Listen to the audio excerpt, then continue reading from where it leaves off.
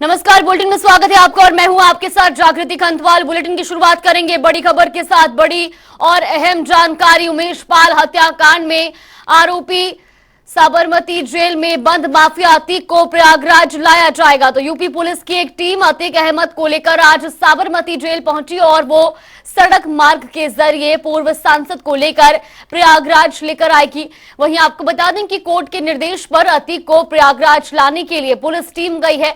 पूर्व बीएसपी विधायक राजू पाल हत्याकांड के गवाह रहे उमेश पाल के अपहरण केस की सुनवाई स्पेशल एमपी एमएलए कोर्ट में 28 मार्च को माफिया अतीक को पेश किया जाएगा।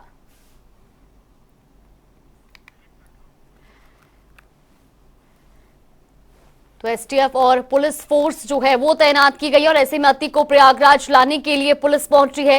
साबरमती जेल पुलिस पहुंच चुकी है और जहां से अतीक को प्रयागराज ले जाया जाएगा। तो राजू पाल हत्याकांड का गवाह उमेश पाल की हत्या के पीछे अतीक का नाम सबसे पहले सामने आया। तो वहीं आपको बता दें कि सुनवाई के बाद कोर्ट ने फैसला जो है वो सुरक्षित रखा है। 24 फरवरी को उमेश पाल की हत्या हुई थी।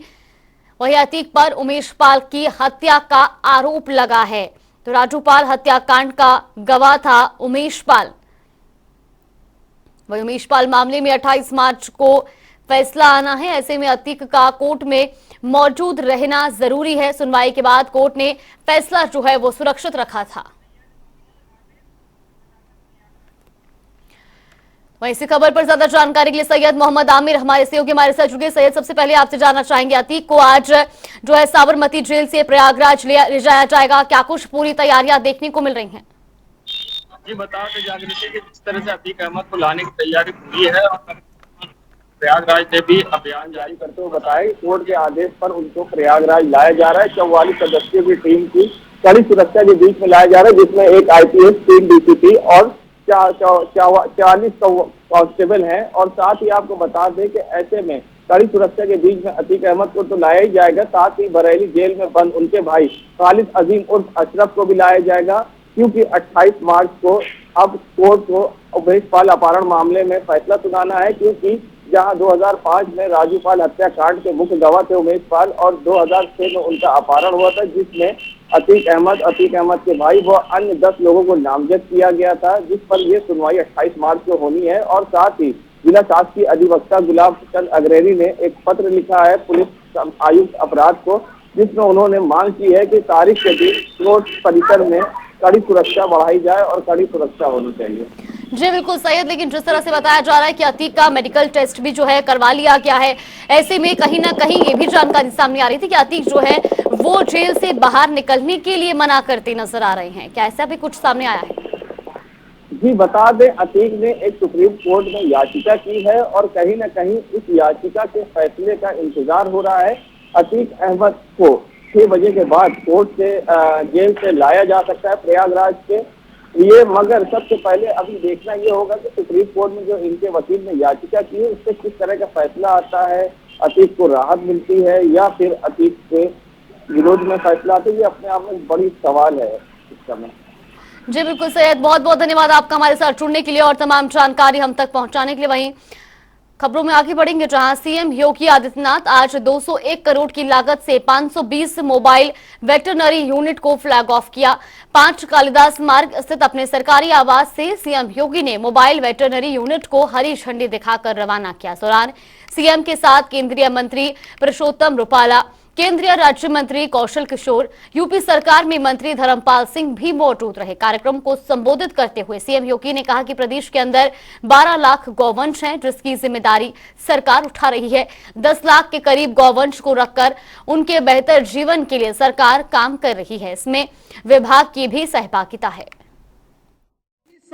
गांधी जी ने अपने जीवन में सदैव सत्य, अहिंसा और अस्तेय को स्थान दिया था। उन्होंने हमेशा इस बात के लिए उनका आग्रह था, उनका आग्रह ही सत्याग्रह कहलाया, यानी सत्य के मार्ग पर चलने वाला ही सत्याग्रह कर सकता है। असत्य के मार्ग पर चलने वाला कभी सत्याग्रह की बात करे, यह व्यक्ति के यानी आचरण और व्यवहार, आचार और विचार, कथनी और करनी दोनों के भेद को बहुत स्पष्ट कर देता है कि व्यक्ति बोलता कुछ और है, करता कुछ और है। कोई उस पर विश्वास नहीं करेगा। और सत्याग्रह के मार्ग पर चलने की जो प्रेरणा बापू ने दी, वास्तव में वही सत्य का आग्रह जो अपने जीवन में कर सके, मन वचन और कर्म से सत्य का आचरण जो व्यक्ति करता हो, उसके अनुसार व्यवहार करता हो, वही सत्याग्रह है। लोकतंत्र को कमजोर करने वाले सत्याग्रह नहीं कर सकते। आकंठ भ्रष्टाचार में डूबे हुए लोग सत्याग्रह नहीं कर सकते। मौन जीवों की बात तो दूर, मनुष्य के प्रति भी जिनकी संवेदना न हो, वह सत्याग्रह भी नहीं कर सकते। देश को जातिवाद, क्षेत्रवाद, भाषावाद और तमाम वादों में बांटने वाले भी सत्याग्रह नहीं कर सकते। अपने देश की निंदा करने वाला कभी सत्याग्रह नहीं कर सकता। भारत को कटघरे में खड़ा करने वाला व्यक्ति और भारत के बहादुर जवानों के प्रति जिनके मन में श्रद्धा और सम्मान का भाव नहीं, जो विपरीत परिस्थितियों में भी भारत की सीमाओं की रक्षा कर रहे हैं। वहीं राहुल गांधी की संसद सदस्यता खत्म होने के बाद कांग्रेस सरकार पर हमलावर है। कांग्रेस जनता के बीच आकर सरकार की नीतियों को तानाशाही बता रही है। कांग्रेस ने आज कई जगहों पर प्रदर्शन किया और सरकार को घेरा। साथ ही कांग्रेस के नेताओं ने कहा कि सरकार विपक्ष के लोगों को परेशान कर रही है। उत्तराखंड में हरीश रावत ने कहा कि सरकार ने संसदीय परंपरा को तोड़ा है और विपक्ष को खत्म करने की साजिश कर रही है।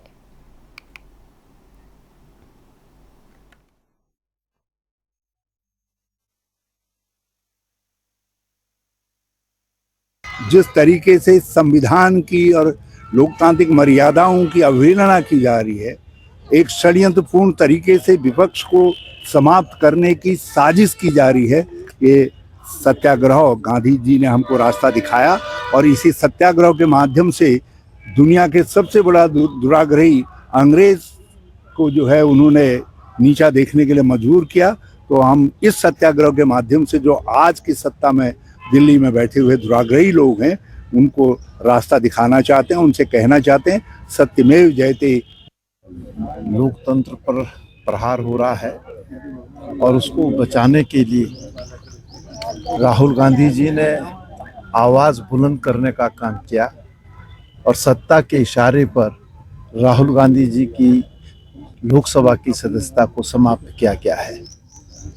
पूरे देश के अंदर आमजन में, कांग्रेस जनों में आक्रोश है और आज हम यहाँ पर केंद्र सरकार की शुद्धि और बुद्धि के लिए जो है बैठे हैं। आदरणीय राहुल गांधी जी देश के जन मुद्दों को, देश की आवाज़ को सदन में और सदन के बाहर लगातार उठाते रहे हैं। देश को धर्म जाति के आधार पर बांटा जा रहा है, समाज को विभाजित करने की लगातार कोशिश की जा रही है, देश को खंडित करने की कोशिश की जा रही है। राहुल गांधी जी को उनको वक्तव्य देने से रोका गया और आज उनकी सत्ता भी खत्म कर दी गई है। लोकतंत्र की हत्या है और आवाज़ दबाने की कोशिश है। उसी के विरोध में आज हमारे पूरे देश भर में, प्रदेश भर में हम उपवास कर रहे हैं। देखिए, ऐसा है कि एक बहुत बड़े विद्वान ने एक बात कही थी। उसने कहा था कि देश में राजा, परिवार में पिता, घर में स्त्री, ये अगर योग्य ना हो तो देश और घर चला नहीं करते। आज के दिन में अपनी अयोग्यता छिपाने के लिए, अपने भ्रष्टाचार छिपाने के लिए कभी माइक बंद कर दिए जाते हैं और इस बात को जब राहुल गांधी जी उठाते हैं तो आज उसकी परिणति देख रहा है ये देश कि लोकतंत्र को किस तरह से क्रश कर सदस्यता तक को रद्द कर दिया गया। उसी क्रम में आज हमने जो गांधी जी का जो सत्याग्रह था, हम पब्लिक के पास जाएंगे क्योंकि सरकार से अब कुछ उम्मीद हमको रही नहीं है। आज उसी का एक परिणति हम लोग सत्याग्रह में बैठे हैं। जिस प्रकार से अपील करने तक का मौका राहुल जी को नहीं दिया गया, मैजिस्ट्रियल इंक्वायरी तक नहीं हुई है, जो निर्णय आया है बहुत बड़ी विसंगति है इस निर्णय की। जैसे हमने पहले कहा है, उच्चतम न्यायालय से पूरा न्याय मिलेगा। आप देखेंगे सदस्यता भी वापस मिलेगी और न्याय भी मिलेगा। वहीं राहुल गांधी की सदस्यता समाप्त होने पर प्रतापगढ़ सांसद संगमलाल गुप्ता का बड़ा बयान सामने आया है। उन्होंने कहा कि देश जब आजाद हुआ था तब महात्मा गांधी ने कहा था कि कांग्रेस को विसर्जित कर दिया जाए और आज राहुल गांधी उनके सपनों को साकार कर रहे हैं। धीरे धीरे कांग्रेस मुक्त भारत बन रहा है। तो वही सांसद यही नहीं रुके, उन्होंने आगे कहा कि राहुल गांधी ने सिर्फ पीएम मोदी नहीं बल्कि समाज और ओबीसी समाज की भी। देखिए, राहुल गांधी जी एक जात विशेष को लेकर कि जिसके आगे मोदी लिखा हो वो चोर है, और हमारे देश के विश्व के सबसे लोकप्रिय नेता तो राहुल गांधी मोदी और तेली समाज को एक जाति सूचक शब्द से गाली दिया उन्होंने, और कोर्ट का हम सम्मान करते हैं। कोर्ट ने उस पर न्याय दिया और कोर्ट ने 2 साल की उनको सजा सुनाई और उस सजा के बेस पर उनकी सदस्यता निरस्त हो चुकी है।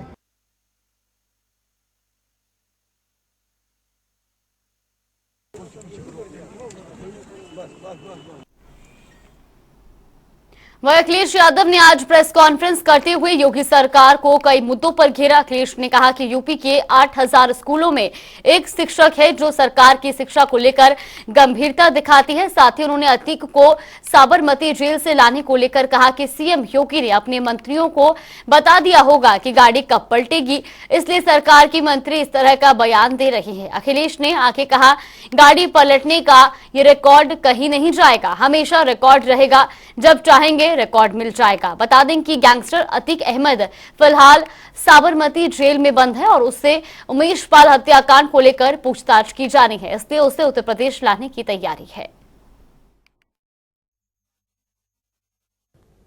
जो इटावा में बनने जा रहा था, क्योंकि उस इलाके में इटावा, मैनपुरी, एटा, कानपुर, जहां सबसे ज्यादा सारस हैं, सबसे ज्यादा नंबर्स हैं वहां पर उस समय समाजवादी सरकार में कि जो लोग संरक्षण में हमारी मदद करेंगे उसके लिए सारस मित्र बनाए गए थे। मुझे खुशी है कि अगर सरकार को कानूनी कार्रवाई के अलावा फॉरेस्ट डिपार्टमेंट को इस आरएफ को सारस मित्र के तहत इसका सम्मान और पुरस्कार देना चाहिए था। मेरी समाजवादी सरकार होती तो ऐसे नौजवान को हम आगे बढ़ाते और सम्मान देकर के और सबके सामने समाज के लाते। और आप तो एलडीए से एक डॉग पार्क बना रहे थे,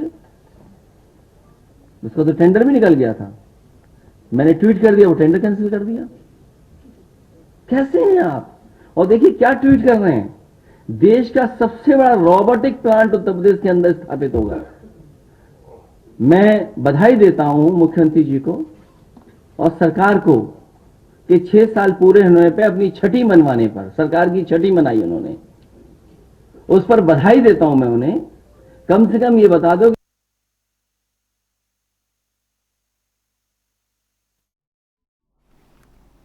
वहीं आम आदमी पार्टी के यूपी के प्रभारी संजय सिंह ने सरकार पर निशाना साधते हुए कहा कि सरकार को पता नहीं क्यों डर लग रहा, जेपीसी के गठन को लेकर सरकार डर रही है। साथ ही उन्होंने कहा कि भाजपा में जितने भी भ्रष्टाचारी हैं सब वॉशिंग मशीन में धुल जाते हैं। साथ ही संजय सिंह ने कहा कि भाजपा सारा काम अडानी क्यों देती है और सवाल पूछा कि ये रिश्ता क्या कहलाता है। वहीं संजय ने आगे कहा कि राहुल की संसद सदस्यता रद्द करने ये दिखाता है कि बीजेपी विपक्ष की आवाज को दबा रही है। देखिए, नगर निकाय का चुनाव हम लोग अकेले लड़ रहे हैं, झाड़ू के चुनाव चिन्ह पे लड़ रहे हैं और उत्तर प्रदेश की जनता से हाथ जोड़कर यही अपील कर रहे हैं कि एक चुनाव में आपने मोदी जी को मौका दिया, एक चुनाव में आपने योगी जी को मौका दिया और ये शहरों की सफाई का काम है, ये काम आप झाड़ू वालों को दीजिए। हम बेहतरीन आपके शहर को साफ सुथरा और भ्रष्टाचार मुक्त करके दिखाएंगे। दूसरा, आपने विपक्षी एकजुटता की बात की, तो निश्चित रूप से अलग अलग दलों के लोग इस वक्त आपस में मिल रहे हैं, बातचीत कर रहे हैं, कुछ गवर्नेंस के मॉडल पे भी एक दूसरे के राज्यों में जाकर उसको देख रहे हैं और अपने यहां सुधार करने की कोशिश कर रहे हैं। लखनऊ में अधिकार सेना के राष्ट्रीय अध्यक्ष अमिताभ ठाकुर ने कहा कि उनकी पार्टी अमेठी निवासी आरिफ को सारस के साथ दोस्ती कर उसे सहारा दिए जाने के मामले में उन्हें सम्मानित करेगी। वहीं उन्होंने वन्य जीव संरक्षण अधिनियम की विभिन्न धाराओं में मुकदमा दर्ज कर नोटिस दिए जाने की कड़ी निंदा करते हुए इसे पूरी तरह से गैरकानूनी बताया है। इसके साथ ही आरिफ को 2024 लोकसभा चुनाव में पार्टी प्रत्याशी होने का ऑफर भी देने की बात कही है। अधिकार सेना गौरीगंज अमेठी निवासी आरिफ को उत्तर प्रदेश सरकार द्वारा वन्य जीव अधिनियम के विभिन्न धाराओं में दिए गए नोटिस की कड़ी भर्त्सना करती है और इसे गैरकानूनी मानती है। हमारा यह मानना है कि आरिफ ने भारतीय विचारों में वसुधैव कुटुंबकम की अवधारणा को वास्तविक मूर्त रूप प्रदान किया है। अधिकार सेना उन्हें उनके कार्यों के लिए सम्मानित करेगी और हम उन्हें 2024 लोकसभा चुनाव में अमेठी से प्रत्याशी होने के लिए ऑफर भी देंगे। भारतीय जनता पार्टी ने उत्तर प्रदेश में अपनी नई टीम बनाई है। नई टीम में प्रधानमंत्री नरेंद्र मोदी के संसदीय क्षेत्र वाराणसी को तो वहीं नई टीम में दिलीप सिंह पटेल को काशी क्षेत्र का नया अध्यक्ष बनाया गया है। वहीं काशी में दिलीप सिंह पटेल के अध्यक्ष बनने के बाद पहली बार वाराणसी आगमन पर कार्यकर्ताओं ने उनका जोरदार स्वागत किया और उन्हें बधाई दी। वहीं यूपी के लखीमपुर खीरी जिले में इंडो नेपाल बॉर्डर पर एसएसबी पूरी तरीके से अलर्ट दिखाई दे रही है। देख रहा है कि अमृतपाल पंजाब से नेपाल भागने की फिराक में है, इसलिए बॉर्डर पर चौकसी बढ़ा दी गई है। लखीमपुर खीरी जिले के इंडो नेपाल बॉर्डर पर सशस्त्र सीमा बल के अलावा स्थानीय पुलिस ने चेकिंग अभियान शुरू कर दिया है। सुरक्षा एजेंसियां गोपनीय तरीके से यहां की गतिविधियों पर अपनी नजर बनाए हुए है। हर गाड़ी को चेक किया जा रहा है। आसपास के लोगों से भी पूछताछ की जा रही है। वहीं आगरा में भी बीजेपी पार्टी के हाईकमान ने बड़े बदलाव किए हैं। पूर्व विधायक राम प्रताप चौहान को बड़ी जिम्मेदारी देते हुए उन्हें प्रदेश मंत्री का पद दिया गया है, जिसको लेकर राम प्रताप चौहान ने के घर बधाई देने वालों का तांता लग गया है। इसके साथ ही चौहान ने शीर्ष नेतृत्व का आभार जताया है और कहा कि भाजपा संविधान और भगवान राम को मानती है, जबकि दूसरी पार्टियां ना ही भगवान राम को और ना ही संविधान को मानते हैं। एक कार्यकर्ता हूं और हमेशा से संगठन में कार्यकर्ता के भाव से काम किया है। पहले भी तमाम दायित्वों पर हूं। एक बार फिर से माननीय प्रदेश अध्यक्ष जी ने, माननीय संगठन मंत्री जी ने एक कार्यकर्ता को प्रदेश का महामंत्री बनाया है और जिम्मेदारियां तो लगातार हैं। भारतीय जनता पार्टी तो 24/7 काम करती है और उसका कार्यकर्ता हमेशा एक्टिव रहता है। तो अभी आने वाला निकाय का चुनाव और उसके बाद 24 का लोकसभा का चुनाव, ये दोनों हम लोग। वहीं नवरात्र के मौके पर जहां देवी के अलग अलग स्वरूपों की पूजा की जा रही है, वहीं दूर दूर से भक्त माता के मंदिरों में पूजा पाठ करने आ रहे हैं। आज मुख्यमंत्री पुष्कर सिंह धामी भी परिवार सहित प्रसिद्ध डाठ काली मंदिर पहुंचे, जहां उन्होंने माता के दरबार में हाजिरी लगाते हुए पूजा अर्चना की। सीएम धामी ने 5वें नवरात्रि के मौके पर कंजका पूजन भी किया। उन्होंने कहा कि देवी के अलग अलग स्वरूपों की देश भर में पूजा हो रही है। आज प्रदेश के लोगों के लिए सुख शांति की मन्नत मांगना वो भी माता के दरबार में आए हैं।